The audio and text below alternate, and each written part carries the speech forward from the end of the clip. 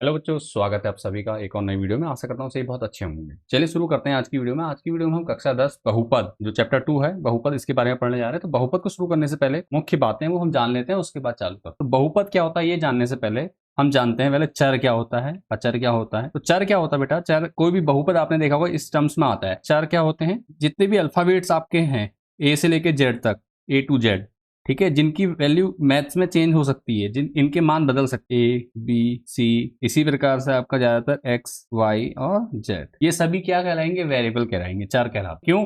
क्योंकि हर क्वेश्चन में इनकी वैल्यू बदल सकती है। हर क्वेश्चन में इनकी क्या होती है? वैल्यू बदल सकती है। नाइन्थ में आपने थोड़ा बहुत पढ़ लिया है। तो इनकी वैल्यू आप जानते हैं कि चर क्या होते हैं? चर वो वैल्यू होती है जो क्या होती है? बदलती रहती है हर जगह। अचर क्या होते हैं? अचर में आते हैं आपके नंबर्स, जैसे 1 2 3, इस प्रकार से, ये सब क्या है? अचर। अब देखो जैसे समझाता हूं मैं आपको, दो एग्जांपल भी ले रखे हमने। एक तो समीकरण ये दिए, इसी को हम ले लेते हैं। समीकरण कहाँ है? ये है आपके सामने। 2x+3 दिया है, 2x+3, ठीक है। 2x+3 क्या है? ये क्या है? बहुपद। अब इसमें देखो x का मान बदलेगा, हर बार बदल सकता है। x का मान 1 हो सकता है, x का मान 2 हो सकता है, x का मान 3 हो सकता है, जिस वजह से क्या होगी? इसकी वैल्यू चेंज हो जाएगी। चलो देखते हैं। जैसे मान लीजिए हमने x का मान 1 लिया तो क्या हो जाएगा? 2+3। जब x बराबर 1 लिया, अगर हम इसी प्रकार x बराबर 2 लेंगे तो क्या होगा? देखो x का मान बदल रहा है हर बार। 2 × 2 + 3, ये टोटल कितना हो जाएगा? 4+3 हो जाएगा। यहाँ पहले कितना है? 5, यहाँ आ गया आंसर 7। इसी प्रकार आप अलग और कोई मान लेते हैं तो क्या होगा? वैल्यू बदल जाएगी। तो ये जो वैल्यू है x जो यहाँ पर है, ये क्या कहलाता है? ये वैल्यू चर है। तो अल्फाबेट जो भी होगा वो क्या कहलाएगा? चर कहलाएगा, ठीक है। x जो है यहाँ पे क्या है? चर है। ऐसी इस क्वेश्चन में देखो, यहाँ पे x² और x, इन दोनों के मान बदल सकते हैं, तो ये क्या है? चर है, चर। समझ में आ रहा होगा? चर यानी कि वेरिएबल। अब देखो इस क्वेश्चन में यहाँ पे 3 है और यहाँ पे 2 है, ये दोनों क्या है? ये अचर कहलाएंगे। क्यों अचर? देखो यहाँ पे सिंगल 3 दिया हुआ है। अब 3 किसी और क्वेश्चन में भी लिखा हो सकता है। 3 की वैल्यू 3 ही रहेगी हर जगह, 3 की वैल्यू बिल्कुल भी चेंज नहीं होगी। ऐसे 2 की वैल्यू भी क्या होगी? चेंज नहीं होगी। तो ये क्या है? अचर है, ठीक है। चर और अचर में समझ में आ गया होगा। चर उन वैल्यूज को कहते हैं, उन संख्याओं को कहते हैं जिनका मान हर बार हर क्वेश्चन में बदल सकता है, ठीक है, कुछ भी आ सकता है। उनको क्या कहलाते हैं? वो क्या कहलाते हैं? वो कहलाते हैं चर। जिनका मान स्थिर रहता है, जैसे कि गिनती, इनका मान हमेशा स्थिर रहेगा। एक का मतलब एक ही रहेगा। अगर 10 लिखा है तो 10 का मतलब 10 ही होगा हर जगह। सवाल कोई सा भी हो उसका मतलब 10 ही होगा। लेकिन X Y Z A B C, ये जितने भी अल्फाबेट्स हैं, इनकी वैल्यू क्या हो सकती है? चेंज हो सकती है, बदल सकती है, हर क्वेश्चन में अलग अलग हो सकती है। तो ये क्या है? ये कहलाते हैं चर। और अचर कहलाते हैं जिनकी वैल्यू सेम रहती है, बदलती नहीं, कांस्टेंट कहते हैं, ठीक है। अचर को क्या कहते हैं? कांस्टेंट कहते हैं। चर को वेरिएबल्स कहते हैं। तो उम्मीद करता हूँ यहाँ तक चीजें समझ में आगे होगी। फिर से इसको हटा के देख लेते हैं। देखो इसमें क्या है? 2x, x की वैल्यू क्या है? बदल सकती है, ठीक है। ये x की जो वैल्यू है ये बदल सकती है। x की वैल्यू क्या हो सकती है? चेंज हो सकती है हर बार। यहाँ पे भी यहाँ पे x की वैल्यू हो सकता है कुछ और हो, यहाँ पे x की वैल्यू कुछ और हो, लेकिन है तो x ही। तो इसको हम क्या कहते हैं? ये कहलाता है हमारा चर। क्या कहलाता है ये कहलाता है चर। ये संख्या चर होगी। अब इसके साथ देखो, जैसे ये है, अब 2 है, 2, यहाँ पे भी 2 की वैल्यू सेम है। पद की वैल्यू अलग है, पद में आगे जाऊंगा, टेंशन मत लीजिए, ठीक है। 2 की वैल्यू यहाँ भी 2 है, यहाँ भी 2 है, यहाँ पे कोई चेंज है नहीं है। तो इस पद का अगर हम खाली 2 को देखें, ठीक है, खाली 2 की अगर बात करूं मैं, ये तो मैं खाली 2 को लेता हूं, मैं पीछे x की बात नहीं करूं, तो ये मेरा क्या कहलाएगा? एक तरीके से ये क्या है? वैल्यू, अचर, ठीक है। अगर खाली 2 की बात करूं तो जैसे 3 है, 3 क्या है मेरा यहाँ पर? ये अचर है। अब इसको मैं अचर क्यों नहीं कहता हूं 2 को? क्यों? यहाँ पे 2x के साथ जुड़ा है, ठीक है, x का मल्टीप्लाई में है ना। देखो 2x पूरा एक, ये पूरा एक पद है 2x, तो ये क्या कहलाएगा? ये चर है। क्या है ये है चर। अचर समझ में आ गया? चर क्या होता है? जिनकी वैल्यू बदल सकती है बार बार, हर क्वेश्चन में अलग अलग हो सकती है। जैसे अल्फाबेट जितने भी आप कहेंगे वो चर कहलाएंगे। बाकी की जो बची हुई संख्या है, जैसे नंबर्स हैं 1 2 3 4 5 6 7 8 9 10, ये सब क्या है? ये हैं आपके अचर, ठीक है। अचर मतलब कांस्टेंट, चर मतलब वेरिएबल, और अचर मतलब कांस्टेंट हो गया, ठीक है। तो ये क्या होगा? वेरिएबल हो गया, ठीक है। कौन कौन सा वेरिएबल है? ये वेरिएबल है। 4 क्या है? वेरिएबल है, ठीक है, शॉर्ट में लिख दे रहा हूं। और ये क्या है? ये है कांस्टेंट, ठीक है। 2 क्या है? कांस्टेंट हो गया। अब x², ये भी क्या है? ये दोनों पद यहाँ पे चर हैं। अब देखो ये समझ में आ चुका है, चर और अचर हम समझ चुके हैं बेटा, ठीक है। चर अल्फाबेट्स को कहेंगे, सिंपल तरीके से समझो, और अचर क्या होंगे? नंबर्स हो जाएंगे, ठीक है। जितने भी आपके न्यूमेरिकल नंबर्स हैं, गिनती वाले नंबर हैं, सभी क्या होंगे? अचर हो जाएंगे, ठीक हो गया। अब हमें क्या कहा? देखो समीकरण, अब आता है पद। पद क्या होता है देख लीजिए। पद होता है, बीज गणित में पद का टर्म्स कहते हैं जिसे। इसका मतलब ये है कि जैसे 2x एक पद है, ठीक है। इसमें क्या है, एक वेरिएबल है, एक कांस्टेंट है, मतलब एक अचर है, एक चर है, ठीक है। अभी बताया था ये क्या है, अचर गुणा के साथ चर। तो ये क्या है, एक पद है। क्या है, ये एक पद है, टर्म्स कहते हैं इसे, ठीक है।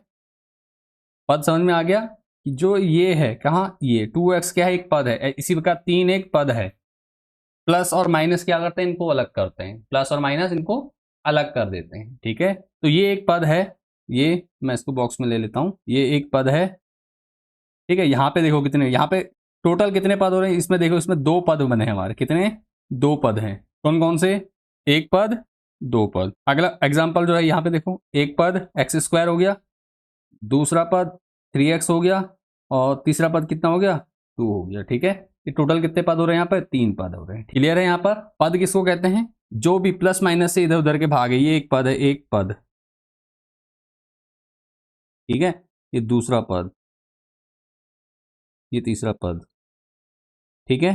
अलग कौन कर रहा है इनको, माइनस और प्लस, ठीक है। माइनस और प्लस जहां लगे हैं, उससे पहले और उसके बाद वाली चीजों को कहते हैं हम पद कहते हैं, ठीक हो गया। क्लियर है। यहाँ पे समझ में आ चुका होगा, किसी प्रकार कोई डाउट या परेशानी नहीं होगी। अगर कोई भी डाउट लगता है आपको तो कमेंट जरूर कीजिए, मैं हर एक कमेंट का जवाब जरूर दूंगा। पद समझ में आ गया, पद क्या है, 2x क्या है, एक पद है। जैसे मान लो मैं एक लिखता हूँ, x² + 5 - 10, 5x होगा, ठीक है। तो हमने एक पद लिखा, ये लिखा x² + 3x + 2, तो ये एक पद है हमारा, ठीक है। ये समीकरण लिख दिया हमने। इसमें देखो पद कौन कौन से, इसमें पद है हमारा, पहला पद ये है x², दूसरा पद 3x, और चौथा चौथा पद हमारा 2 है, ठीक हो गया। तो ये 3 पद हमने यहाँ पे लिख दिए, तो समझ में आ गया होगा। पद किसे कहते हैं, चर क्या होते हैं, चर x y z जितने भी हमारे अल्फाबेट्स हैं, ठीक है। अल्फाबेट है क्यों, क्योंकि इनकी वैल्यू क्वेश्चन में क्या होती है, हर बार चेंज हो जाएगी, तो इनको हम क्या कहते हैं, इनको हम कहते हैं चर। उसका अचर क्या है, नंबर्स, जितने भी नंबर हैं आपके वो क्या है, इनकी वैल्यू हमेशा सेम रहेगी। अगर किसी क्वेश्चन में 2 की वैल्यू हम लेते हैं, 2 लेते हैं, तो अगले क्वेश्चन में 2 की वैल्यू सेम ही रहनी, चेंज नहीं होनी है, तो उसे क्या कहते हैं, उसे कहते हैं हम अचर कहते हैं। तो जितने भी नंबर्स हैं वो क्या हो गए हमारे, अचर, कांस्टेंट हो गए। जितने भी वैल्यू जिनकी चेंज हो सकती है, जितने भी अल्फाबेट है, उन्हें क्या कहते हैं, चर कहते हैं, ठीक है। टर्म्स क्या है, चर और अचर से मिलके जो पद बनेगा, उसे क्या कहेंगे, हम पद कहेंगे, ठीक है। चर भी एक पद है, ठीक है, साथ में जावे तब तो है ही है चर। पद देखो, ये पद है, खाली x² है तब भी ये पद है, ठीक है। और अगर ये है तो ये भी, अचर भी क्या है, पद है। चर और अचर क्या होते हैं, साथ में अगर इनके बीच कोई ऑपरेशन लगे तो उनको क्या कहते हैं, इन्हें कहते हैं पद, ठीक हो गया। टर्म्स कहा जाता है। तो क्लियर हो गया, मैं इसको हटा देता हूं, इसकी जरूरत अब हमें फिलहाल नहीं है, ठीक है। यहां तक क्लियर समझ में आ चुका है सभी को। कोई डाउट या परेशानी लगे तो कमेंट जरूर कीजिए आप मुझे। आगे बढ़ता हूं इसके बाद बेटा, अब आता है बीजीय व्यंजक किसे कहते हैं, ठीक है। सेम समीकरण लेके चल रहे हैं, बीजीय व्यंजक किसे कहते हैं, ताकि आपको अच्छे से समझ में आ जाए, ठीक है। बीजीय व्यंजक किसे कहते हैं, तो अभी तक हमने जितने भी पीछे क्वेश्चन करे वो सब क्या कहलाएंगे, बीजीय व्यंजक कहलाएंगे। जैसे ये एक बीजीय व्यंजक, कैसे, जिसमें चर अचर हो, चर अचर। बीजीय व्यंजक अलजेब्रिक एक्सप्रेशन किसे कहते हैं, जैसे मैंने लिखा एक्स, ये क्या है, एक बीजीय व्यंजक है। मैंने कहा x² + 2 x + 3, ठीक है, -3, ये, ठीक है।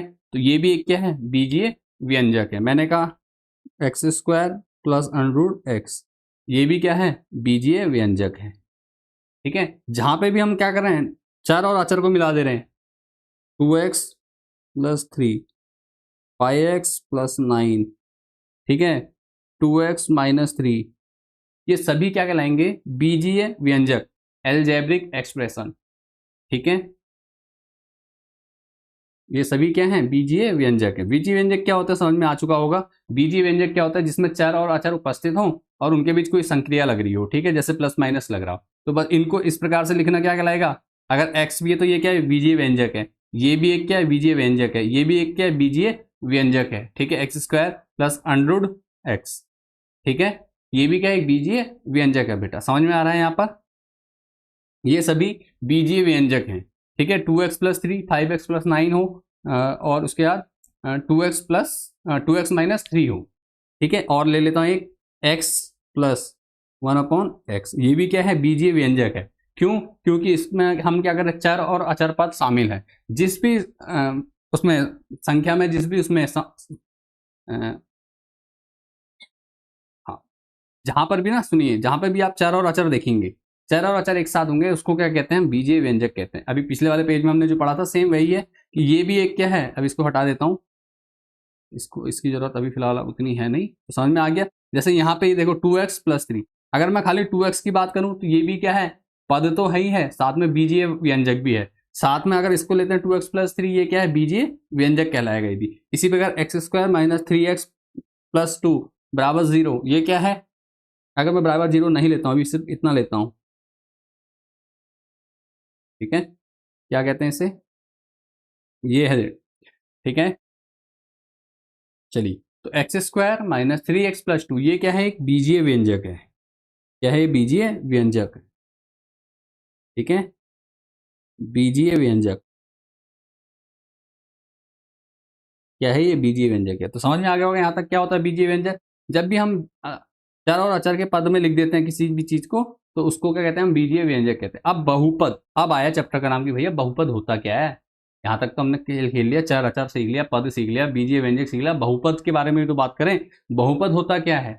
तो बहुपद क्या होता है भैया, बहुपद हमेशा कब कहा जाएगा, बहुपद, हर बीजीय व्यंजक बहुपद नहीं होता है, ठीक है, ये ध्यान रखना। लेकिन बहुपद क्या होता है, बहुपद कब होता है, जब पावर, ठीक है, चर की घात, चर की घात पूर्णांक होती है, ठीक है, पूर्णांक, पॉजिटिव नंबर होगा, ठीक है, चर की घात क्या होगी, एक पूर्णांक होगी।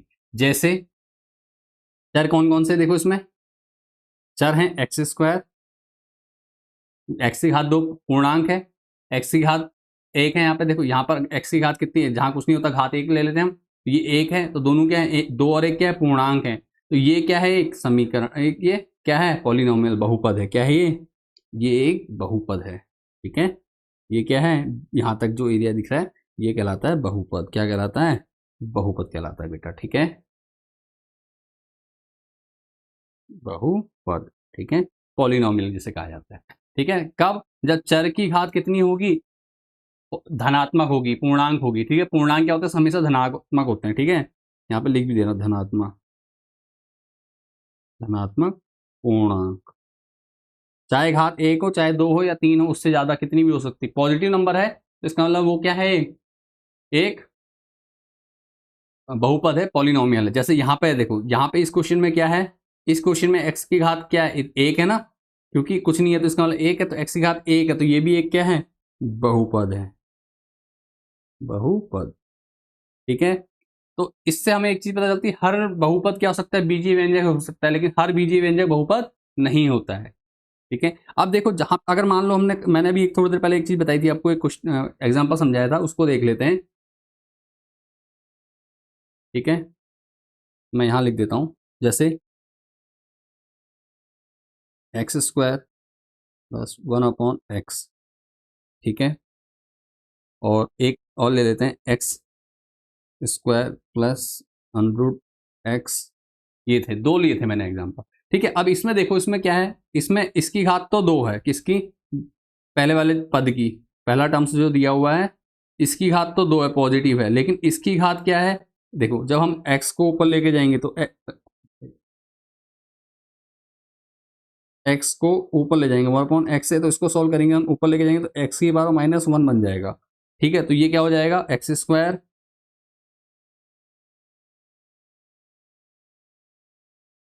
+ x की पावर -1, ये शायद आपको पता होगा, ठीक है। घात पदों को बदलते हैं तो क्या होता है, ठीक है, नियम इसका जो है, x² तो क्या होता है, पावर नीचे से ऊपर ले जाएंगे, हर को अंश में बदलेंगे तो क्या होगा, -1 हो जाती पावर, ठीक है, पावर -1 हो जाती। तो सिंपल क्या है, x की पावर 2 बराबर क्या हो जाएगा, x की पावर -1। अब देखो यहाँ पर ये तो पॉजिटिव है x की पावर, लेकिन यहाँ पर निगेटिव आ गई, तो इसका मतलब ये क्या है, ये सिर्फ क्या है, एक, ये है सिर्फ एक बीजीय व्यंजक, ठीक है, ये क्या है, बीजीय व्यंजक है, ना कि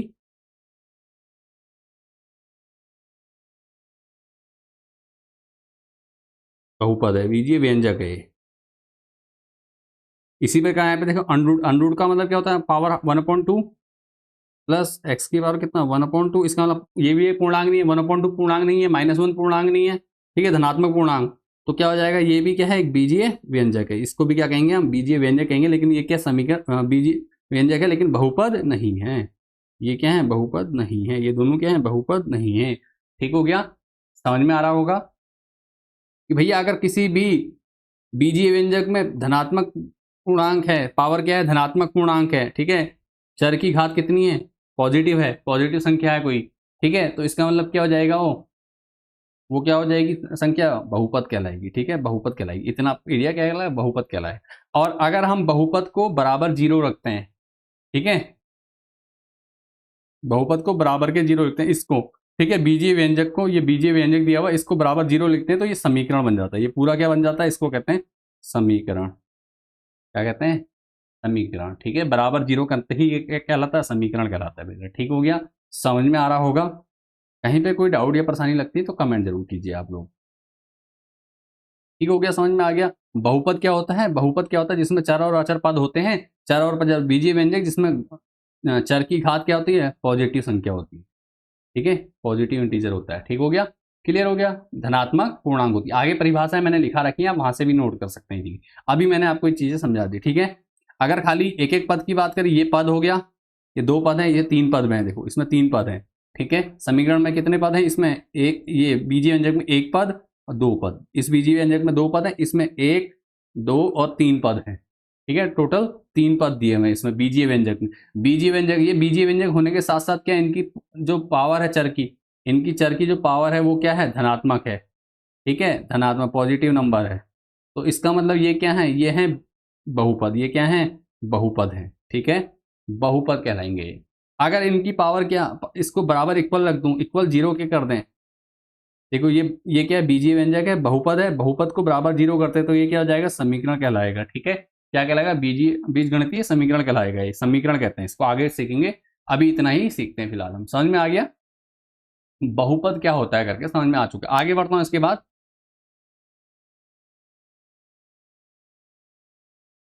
बहुपद के गुणांक। अब देखो गुणांक क्या होते हैं, कोफिशिएंट कहते हैं। ठीक है, बहुत इंपॉर्टेंट है, इन्हीं पे हमने सारा काम अब करना है आगे। ठीक है, सारे क्वेश्चन इसी बेस पे करने हैं। तो गुणांक क्या होते हैं, घातांक क्या होते हैं, जानते हैं। तो गुणांक क्या होते हैं, देखिए जो भी चर के साथ गुणामय संख्या है, ठीक है, चर संख्या, चर दिख रहा है आपको, चर क्या होते हैं, अल्फाबेट्स होते हैं, X Y Z A B C D, इनके साथ जो भी संख्या लिखी है वो क्या कहलाती है, गुणांक कहलाती है। क्या कहलाती है, गुणांक कहलाती है। ठीक है, तो यहाँ पे इसमें बहुपद में क्या है, ये अब मैं बहुपद का यूज कर रहा हूँ। ठीक है, बहुपद कह रहा हूँ, इस बहुपद में, ठीक है, इस बहुपद में क्या है, गुणांक क्या है, दो। इस बहुपद में क्या, x का गुणांक कितना है, दो है। ठीक है, इस बहुपद में x का गुणांक कितना कहलाएगा, दो। x का गुणा में क्या है, दो है। तो सीधी सी बात है, जो भी x या y z किसी भी चर के साथ है, ये क्या है, इसको क्या कहते हैं, इसको कहते हैं चर। ठीक है, इसको क्या कहते हैं, चर कहते हैं। तो चर के साथ जो भी है, उसे, उसके आगे जो भी मल्टीप्लाई में, उसको क्या कहेंगे हम, गुणांक कहेंगे। ठीक है, अब इसमें देखते हैं, देखो यहाँ पे तो कुछ है ही नहीं, एक्स स्क्वायर है, एक्स स्क्वायर के आगे तो कुछ है ही नहीं, क्योंकि ये तो पूरा चर पद हो गया, ये तो चर हो गया, इसके आगे कुछ नहीं। तो जिसके आगे कुछ नहीं, उसका मतलब क्या है, हम मल्टीप्लाई बाई वन कर देंगे। तो इसका, इसमें क्या हो जाएगा, इसका गुणांक क्या हो जाएगा, ये क्या कहलाएगा, गुणांक कहलाएगा यहाँ पे। ठीक है, ये हमारा क्या हो जाएगा, गुणांक, क्या, एक, एक हमारा क्या हो जाएगा, इसका गुणांक, जिसका गुणांक कुछ नहीं होगा उसका क्या हो जाएगा, एक हो जाएगा। ठीक है, गुणांक समझ में आ गया, जो भी चर पद के साथ होगा। अब यहाँ पे देखो x के साथ, अब x के साथ है तो यहाँ पे तीन नहीं लेंगे, यहाँ पे क्या लेंगे, पूरा जो चिन्ह है उसके साथ लेंगे। कहाँ गया चिन्ह, क्या है हमारा, माइनस है दिया बेटा। ठीक है, चिन्ह कितना है, माइनस दिया हुआ है, इसको बताओ यहाँ से, ये। तो पूरा जो गुणांक कहलाएगा वो क्या कहलाएगा, पूरा गुणांक कितना होगा, ये कहलाएगा गुणांक, और ये तो चर है ही। ठीक है, गुणांक क्या होगा यहाँ पे, x का गुणांक। इसको और अच्छे से समझेंगे, देखो गुणांक क्या होता है, जो भी चर के साथ गुणा में है। ठीक है, चर के साथ गुणा में जो है उसको क्या कहेंगे, गुणांक कहेंगे। ठीक है, अब देखिए जहां पे ये है, ये एक चर है, तो ये हो जाएगा x का गुणांक कहेंगे इसको। ठीक है, x का गुणांक, x का गुणांक कितना हो जाएगा, x का गुणांक हो जाएगा हमारा टू। क्यों, क्योंकि x के आगे क्या है, टू है। ठीक है, और जो तीन है ये क्या हो जाएगा, अचर पद। अचर पद, ये आप समझ चुके हैं, कहीं पे कोई डाउट नहीं होगा। अचर पद कितना है, तीन है इसमें। अब यहीं पे देखो, यहाँ पे देखो, अब क्या कहेगा जाए, यहाँ पे एक्स स्क्वायर भी दिया है, तो एक्स स्क्वायर का गुणांक,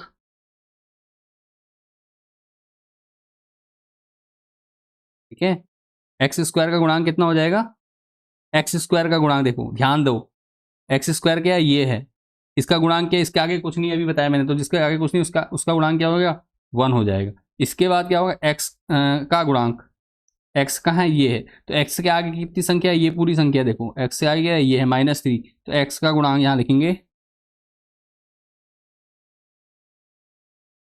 एक्स का गुणांक,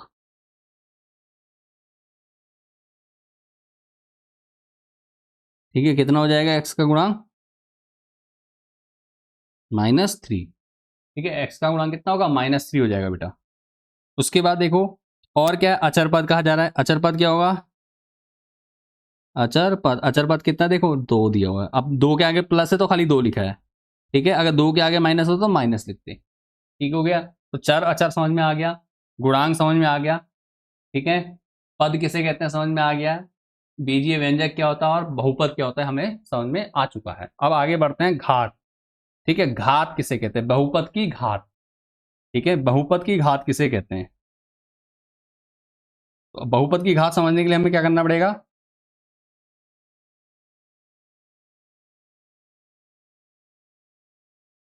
ठीक है, बहुपद की घात, बहुपद की घात क्या होता है, जैसे यहां देखो 2 एग्जाम्पल हम लेके चल रहे हैं पहले से, सिर्फ 2 पे ही समझा रहा हूं ताकि हमें पहले चीजें समझ में अच्छे से आ जाए, उसका सवाल करेंगे तो और बाकी बेहतर तरीके से और सीख जाओगे आप, ठीक है, पहले बेस क्लियर करना जरूरी है, अगर आपने कक्षा 9 में कुछ नहीं भी पढ़ा है तो भी आप इसको इजीली कर पाएंगे बेटा, ठीक है, तो देखो क्या है,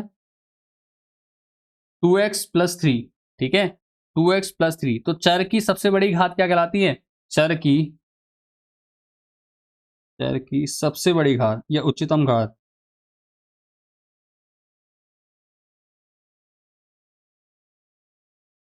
घात, ठीक है, चर की जो उच्चतम घात होती है, ठीक है, चर की उच्चतम घात होती है उसी को क्या कहते हैं, चर बहुपद की घात कहते हैं, ठीक है, बहुपद की घात कहा जाता है, डिग्री कहा जाता है, डिग्री ऑफ पॉलिनोमियल। तो क्या है देखो इसमें उच्चतम घात, चर की सबसे बड़ी घात क्या है, चर की सबसे बड़ी घात देखो कोई घात दिख नहीं रही है, तो इसका मतलब क्या है, इसकी इसकी घात क्या है, 1 है, ठीक है, तो ये क्या कहलाएगा, चर की घात, तो घात क्या हो जाएगी यहां पर, इसमें घात हो जाएगी 1, ठीक है, चर की घात कितनी हो जाएगी इसमें, चर की घात हो जाएगी 1। अब यहाँ पे देखो, यहाँ पे एक्स स्क्वायर भी है और एक्स की पावर 1 भी है, तो सबसे बड़ी घात कहा मैंने, उच्चतम घात, तो यहाँ पे क्या हो जाएगा, एक्स स्क्वायर, ठीक है, तो यहाँ पे एक्स स्क्वायर है तो घात क्या हो जाएगी, चर की घात कितनी ओ सॉरी बहुपद की घात कितनी हो जाएगी, 2 हो जाएगी। ऐसी अगर कोई समीकरण होता है x³ +3x² +2x+1 बराबर 0, या खाली इतना ही होता, तो यहाँ पे देखो सबसे बड़ी घात क्या होती, यहाँ पे 3 थी, सबसे बड़ी घात क्या होगी, x³ कहा जा रहा है ना, तो सबसे बड़ी घात देखो यहाँ पे क्या है, 1, यहाँ पे कुछ नहीं था, इसका मतलब 1 फिर 2 और यहाँ पे फिर 3, ठीक है, ये देखो 1 यहाँ पे 2 यहाँ पे 3, तो सबसे बड़ी घात कौन सी है, क्यूब, तो एक्स की पावर 3 है, तो क्या हो जाएगा यहाँ पे, घात कितनी होगी, बहुपद की घात क्या कहलाएगी, 3 कहलाएगी, ठीक है, समझ में आ रहा है, गुणांक समझ में आ गया, घात समझ में आ गया, ठीक है, गुणांक और घात क्या होते हैं वो समझ में आ चुका है आपको, कोई डाउट तो कमेंट जरूर करो।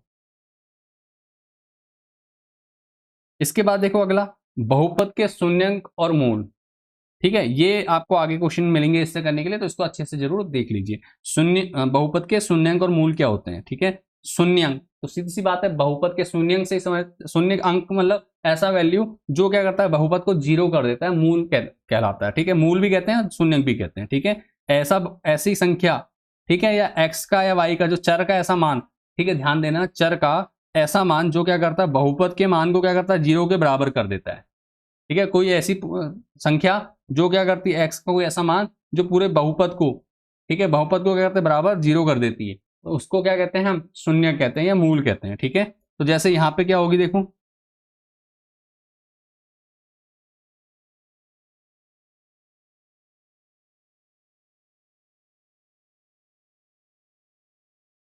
यहां पे क्या करेंगे हम, सिंपल इसका मान निकालना तो बराबर 0 लेंगे, ठीक है, बराबर 0 ले लिया, अब क्या करा हमने, इस +3 को इधर ले जाएंगे तो क्या हो जाएगा, एक्स बराबर 2x बराबर सॉरी बराबर -3 हो गया। अब x बराबर कितना हो जाएगा, x बराबर -3/2।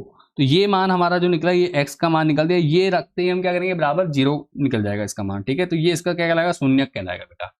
ठीक है, शून्यक क्या होता है, x का वह मान, या मतलब चर का x, यहाँ पे x चर x है हमारा, लेकिन वैसे क्या होती है परिभाषा देखी जाए तो ये होगा चर का वह मान जो क्या करे, समीकरण को या बहुपद को क्या करे, शून्य कर दे। ठीक है, बहुपद को शून्य के बराबर कर दे, शून्य कर दे इसके मान को, तो वो क्या कहलाता है, वो कहलाता है शून्य। बहुपद का शून्य या बहुपद के मूल कहलाते हैं। ठीक हो गया। इसी प्रकार अगला क्वेश्चन देखो, ये क्वेश्चन है, इसको करते हैं। ठीक है, इस क्वेश्चन में देख लेते हैं क्या है। बहुत इजी क्वेश्चन है, सारे बहुत इजी एक्सरसाइज है, ये अब तक की सबसे इजी एक्सरसाइज है पूरी बुक में। ठीक है, तो सबसे पहले देखो यहाँ हम इस टाइप के सवाल जो करने हैं, तो सबसे पहले हम इसके फैक्टर करते हैं, इसको तोड़ते हैं और ये ले आते हैं। इसके फैक्टर क्या होंगे, दो के फैक्टर में रफ में कर रहा हूँ, 2 बराबर कितना होगा, 2 गुणा 1 कर सकते हैं, इससे ज्यादा तो नहीं कर सकते। और हमें लाना क्या है, 3 लाना है, इसके बराबर आने चाहिए। तो 2 और 1 3 जोड़ के लाएंगे तो 3 आ जाएगा। लेकिन देखो इसमें जोड़ के लाना कैसे कैसे पता चला हमें, ये चिन्ह बताता है। ठीक है, ये चिन्ह बताएगा हमें कि जोड़ के लाना है घटा के लाना है। ठीक है, जो भी अचर पद से पहला चिन्ह होगा, जैसे ये अचर पद है, इसके आगे वाला चिन्ह क्या करता है, ये बताता है कि हमें जोड़ के लाना है या घटा के। अगर यहाँ पे प्लस है तो इसका मतलब जोड़ के लाना है, अगर माइनस होता तो घटा के लाना है। ठीक है, क्लियर है। यहाँ पे प्लस का है तो इसका मतलब हमें जोड़ के लाना है। क्या जोड़ के लाना है, जो गुणनखंड दिए इनको आपस में जोड़ लेना है। तो हमने क्या करा, इसको सिंपल लिखेंगे, एक्स स्क्वायर ऐसे ही रहेगा। 1 मिनट पेन चेंज कर लेते हैं। एक्स स्क्वायर माइनस, देखो माइनस ही रहेगा, ब्रैकेट में जोड़ के लाना था 2x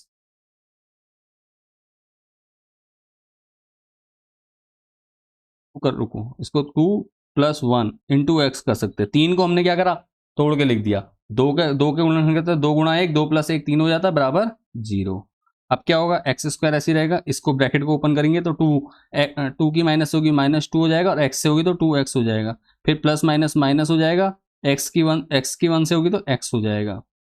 ठीक है, एक चीज हम यहाँ लिखना भूल गए थे, वो लिख देते हैं, +2 बराबर 0। यहाँ पे भी +2 बराबर 0। अब देखो यहाँ पे क्या करेंगे, कॉमन लेंगे।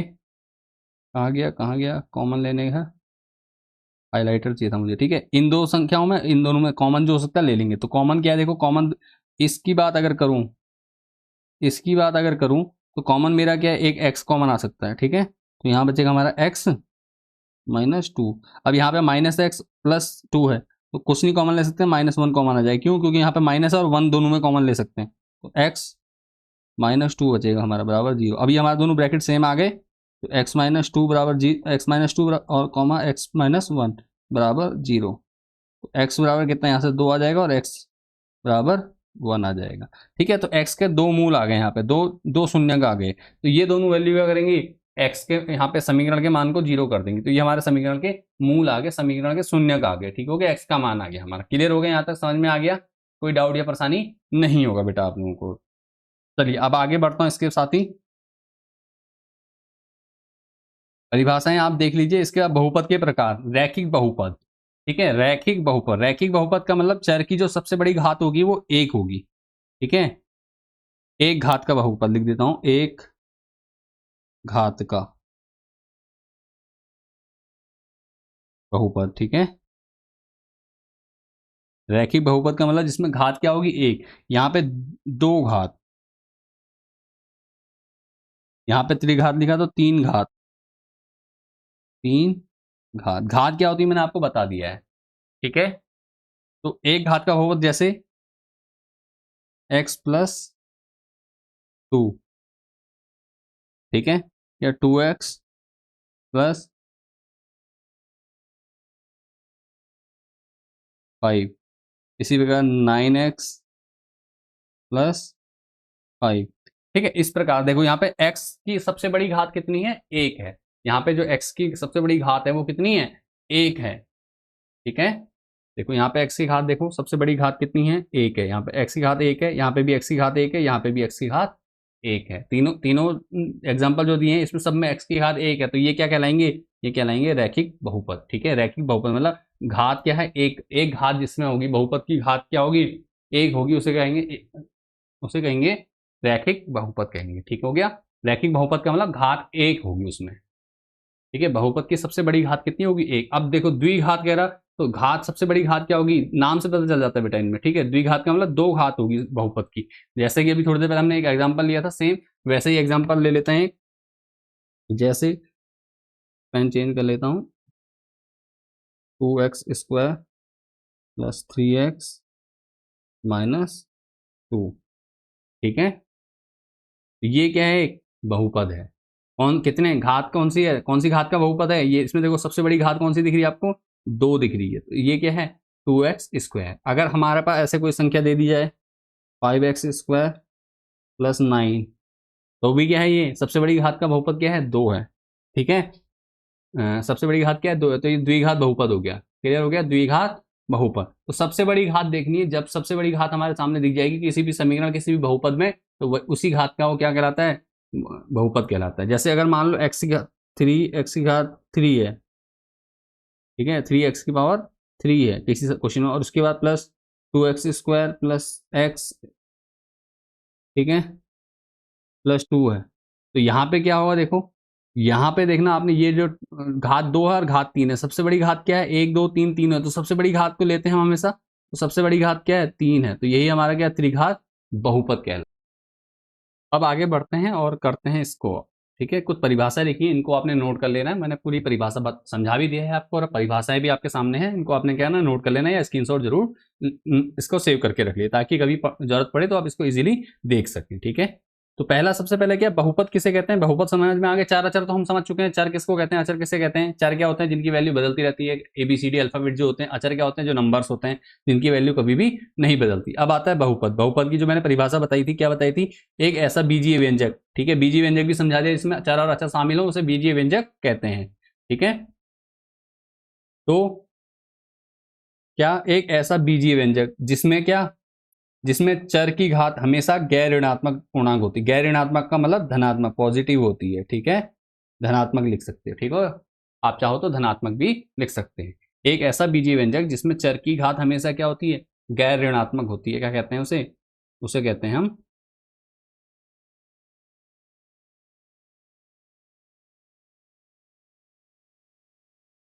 ठीक है, उसे क्या कहते हैं, बहुपद कहते हैं, ठीक है। एक ऐसा बीजीय व्यंजक जिसमें चर की घात हमेशा क्या होती है, पॉजिटिव नंबर होती है, एक पूर्णांक होती है, पॉजिटिव इंटीजर होती है, उसे क्या कहते हैं हम, बहुपद कहते हैं। क्लियर हो गया। उसके बाद बहुपद की घात, बहुपद की घात किसे कहते हैं, देखो इसे अंग्रेजी में बोलता है डिग्री ऑफ ए पॉलिनोमियल, या degree of a polynomial. Clear हो गया।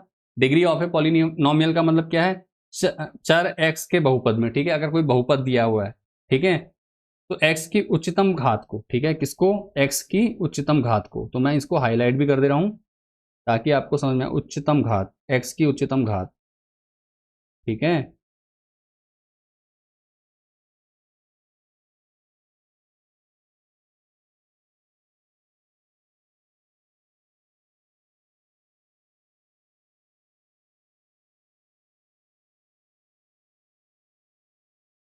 ठीक है, x की उच्चतम घात, ये ध्यान रखना है आपने, ठीक है, हाईलाइट कर दिया। x की जो उच्चतम घात होती है उसे क्या कहते हैं, उसे कहते हैं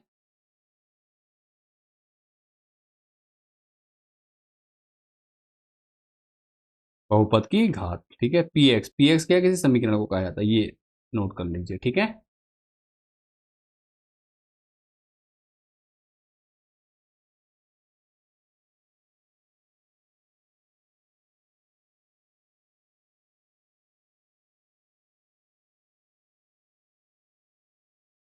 ठीक हो गया। आगे बढ़ते हैं इसके बाद, रेखीय बहुपद। रेखीय बहुपद को अंग्रेजी में कहते हैं लीनियर पॉलिनोमियल, ठीक है, लीनियर पॉलिनोमियल। इसमें क्या था, घात 1 के बहुपद को भी बताया, घात 1 के बहुपद को क्या कहते हैं, रेखीय बहुपद कहते हैं। जैसे इसका जो सामान्य रूप है वो क्या होता है, ये है ax प्लस बी की फॉर्म में होता है। किसके रूप में होता है, ax प्लस बी की फॉर्म में। अभी मैंने कुछ एग्जांपल दिए थे, वो समझ में आ गए होंगे आपको, नहीं देखे हैं तो देख लीजिए, ठीक है। उसके बाद देखिए, जहां a क्या होता है, 0 के बराबर नहीं होता है, कंडीशन है, ठीक है। उसके बाद द्विघात बहुपद। द्विघात बहुपद क्या होता है भैया, रेखीय बहुपद कर लिया। इसके बाद द्विघात बहुपद, अभी बताया, जिस घात 2 वाले बहुपद को कहते हैं द्विघात बहुपद कहते हैं, ठीक है। घात 2 के बहुपद को द्विघात बहुपद कहते हैं, मतलब उच्चतम घात क्या होगी, 2 होगी, तो उसे क्या कहेंगे, द्विघात बहुपद कहेंगे। ठीक है, इसका जो सामान्य सूत्र होता है, सामान्य रूप जो होता है वो क्या होता है, a x square plus b x plus c होता है। ठीक है, a x square plus b x plus c होता है बेटा यहाँ पर। उस जहाँ ए बी सी क्या है, ए बी सी क्या है, ये वास्तविक संख्याएं हैं और ए नॉट इक्वल टू जीरो, ये कंडीशन तो हमेशा रहेगी आपकी। ठीक है, उसके बाद देखो अगला है त्रिघात बहुपद। ठीक है, क्या है, त्रिघात बहुपद, क्यूबिक पॉलिनोमियल। ठीक है, त्रिघात बहुपद क्या होता है भैया, ये त्रिघात बहुपद सीधी सी बात है, जैसे एक घात को रैखिक कहते थे, दो घात को द्विघात कहते हैं, ऐसी घात तीन के बहुपद को क्या कहते हैं, त्रिघात बहुपद कहते हैं। ठीक है, क्या कहते हैं, घात तीन के बहुपद को त्रिघात बहुपद कहते हैं। इसका सामान्य सूत्र क्या होता है, a x cube plus b x square plus c x plus d, ये इसका सूत्र है। ठीक हो गया बेटा, यहां तक समझ में आ गया।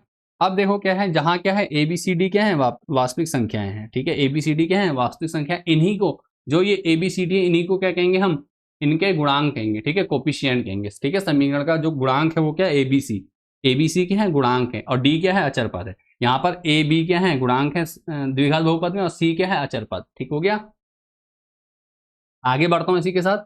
अगला है बहुपद का मान। बहुपद का मान अभी बताया था हमने, जिससे जीरोस निकालते हैं, सेम उसी प्रकार के लिए अगर कोई मान रखते हैं हम एक्स के, एक्स का जो मान रखा जाएगा हमारे द्वारा, वही क्या कहलाएगा, बहुपद का मान कहलाता है बेटा। ठीक है, परिभाषा देख लीजिए, एक्स में कोई बहुपद है और के एक वास्तविक संख्या, तो पी एक्स में एक्स को के से प्रतिस्थापित करने पर वास्तविक संख्या पी एक्स बराबर, तो यहां से देखो वास्तविक संख्या पी एक्स का एक्स बराबर के मान कहलाती है। ठीक है, ये मेन है। ठीक है, तो जो भी मान एक्स का जो मान रखते हैं हम, ठीक है, एक्स में जो भी मान रखेंगे हम, बहुपद में एक्स का जो भी मान रखेंगे, एक्स मतलब कोई भी संख्या हो सकती है, पी एक्स की बात की जाए तो वो क्या कहलाएगा, वैल्यू ऑफ पॉलिनोमियल। ठीक है, किसको प्रतिस्थापित करती है, वो एक्स को प्रतिस्थापित करती है वैल्यू। ठीक है, एक्स जहां होगा वहां पे एक्स की जगह हम क्या करेंगे, उस वैल्यू को रख देंगे, तो वो क्या कहलाएगा, बहुपद का मान कहलाएगा। अब आते हैं बहुपद के शून्यक में, तो एक वास्तविक संख्या के बहुपद का शून्यक कहलाती है अगर पी के बराबर जीरो है। तो वही बात कि भैया अगर हम क्या करें, एक्स ऐसे, एक्स का कोई ऐसा मान जो क्या करता है, पूरे समीकरण को क्या करता है, जीरो कर देता है, जीरो के बराबर कर देता है, तो उसे हम क्या कहते हैं, उसे कहते हैं हम बहुपद के शून्यक। ठीक है, बहुपद के शून्यक कहा जाता है उसको। ठीक हो गया, तो यहां तक समझ में आ चुका होगा, कोई डाउट या परेशानी लगे कमेंट जरूर कीजिएगा। इसको एक बार अच्छे से नोट कर लीजिए, अपनी बुक में नोट्स बना लीजिए इसके। ठीक है, ताकि आपको कोई प्रॉब्लम ना हो इन फ्यूचर में। ठीक है, आगे देखते हैं और कुछ परिभाषाएं हैं क्या। हाँ, कुछ और परिभाषाएं हमने लिखी हैं, उनको भी देख लेते हैं। ठीक है, उसके बाद हम एक्सरसाइज में बढ़ेंगे। ठीक है, अब है शून्यांकों और गुणांकों के बीच संबंध। शून्यांकों और गुणांकों के बीच संबंध की जांच करनी है। ठीक है, संबंध है तो जांच करने के लिए क्वेश्चन में पूछा जाता है, लेकिन अभी हम क्या करेंगे, शून्यांकों और गुणांकों के बीच संबंध। तो देख लेते हैं क्या होता है। शून्यंक हमें समझ में आ गया, शून्यंक क्या होते हैं, जो शून्यंक क्या होते हैं, जो क्या करते हैं, समीकरण बहुपद के मान को जीरो कर देते हैं। ठीक है, शून्यंक क्या होता है, जो समीकरण के मान को जीरो कर देते हैं, तो उसे क्या कहेंगे, हम शून्यंक कहेंगे। जैसे मान लो मैं एक एग्जांपल ले रहा हूं,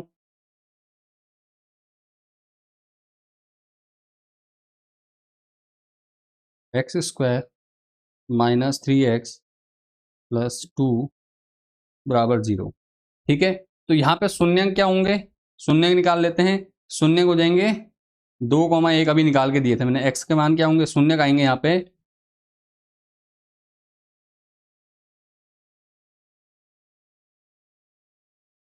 शून्यंक आएंगे हमारे कितने, 2,1। ठीक है, अब इसको अल्फा भी कह सकते हैं हम, अल्फा और बीटा कहा जाता है। ठीक है, शून्यंकों को क्या नाम दिया जाता है, अल्फा और बीटा कहा जाता है। इसको सॉल्व करा था हमने थोड़ी देर पहले, तो वहां पे मैंने करके दिखाया था। तो ये क्या है, 2,1 या 1,2 कुछ भी कह सकते हो। ठीक है, दो हमारे शून्यंक आए थे। अब ये हमारे अल्फा बीटा आ गया, तो शून्यंक का गुणांक क्या है, देखो गुणांक इसमें ए कितना है, देखो ए यहाँ पे एक्स स्क्वायर का गुणांक होता है। ठीक है, 1 हो जाएगा। बी स्क्वायर का, बी का एक्स का गुणांक क्या होता है, बी, इसको कहेंगे हम -3, और सी क्या है यहाँ पर 2 है। तो इनके बीच में संबंध बताना है, तो अल्फा प्लस बीटा बराबर क्या होता है, -b/a। ये फॉर्मूला है। तो अल्फा प्लस बीटा क्या है, देखो अल्फा क्या है 2, प्लस बीटा कितना है, येलो पेन यूज कर लेता हूँ इसको समझने के लिए। ठीक है, अल्फा प्लस बीटा, अल्फा कितना है 2 + 1 बराबर, माइनस बी की वैल्यू कितनी है, देखो -3 एक तो सवाल का माइनस बटे ए की वैल्यू 1 है, तो 2 और 1 3 बराबर, माइनस माइनस प्लस हो जाएगा, 3 बराबर 3, तो देखो बराबर आ गई। तो ये संबंध इस प्रकार से होता है, ठीक है। इसी प्रकार देखो अल्फा प्लस बीटा हमने निकाल दिया, alpha minus beta, alpha beta निकालते हैं। अल्फा बीटा बराबर कितना होता है, सी अपॉन ए। अल्फा कितना है हमारा, अल्फा हमारे पास 2 गुणा बीटा कितना है 1 बराबर सी कितना है हमारा, देखिए सी की वैल्यू हमारी थी 2 बट ए की वैल्यू कितनी है 1, तो 2 एकम 2 बराबर 2, देखो बराबर आ गया। तो ये इस प्रकार से हम क्या निकालते हैं, संबंध निकालते हैं, ठीक है। गुणांक समझ में आ गया। तो सूत्र हमारे जो इंपॉर्टेंट रहने वाला है वो क्या है, शून्यांकों और गुणांकों के बीच संबंध। तो यहाँ लिखा भी हमने, क्या लिखा है, यदि द्विघात बहुपद, ठीक है, एक बहुपद दिया a x square plus b x plus c, ये क्या है, मूल समीकरण कहते हैं, मानक समीकरण भी कहा जाता है इसको, ठीक है। A x square plus b x plus c के शून्यंक अल्फा और बीटा, वही बताया अल्फा और बीटा क्यों लिया जाता है, ठीक है। अल्फा अगर शून्य के एक अल्फा है और बीटा हो तो अल्फा प्लस बीटा मतलब शून्यंकों का योग, अल्फा प्लस बीटा मतलब शून्यंक जो दिए हैं उनका योग क्या किसके बराबर होता है, माइनस बी, माइनस फॉर्मूले का है बी अपॉन ए के बराबर होता है, ठीक है, माइनस बी अपॉन ए होता है, ठीक है। तो ये एक समीकरण हो गया, यहाँ से एक फॉर्मूला हो गया, ठीक हो गया। इसको मैं ले लेता हूँ बॉक्स के अंदर, ये देखो, ठीक है। Alpha plus beta equals to minus b upon a, ये क्या है, एक सूत्र है किसका, शून्यंकों और गुणांकों, शून्यंकों का योग और गुणांकों के बीच संबंध। इसी प्रकार देखो ये दूसरा वाला दिया हुआ है, ये क्या है, ये कह रहा है अल्फा बीटा। अल्फा बीटा क्या होते हैं, अल्फा बीटा होते हैं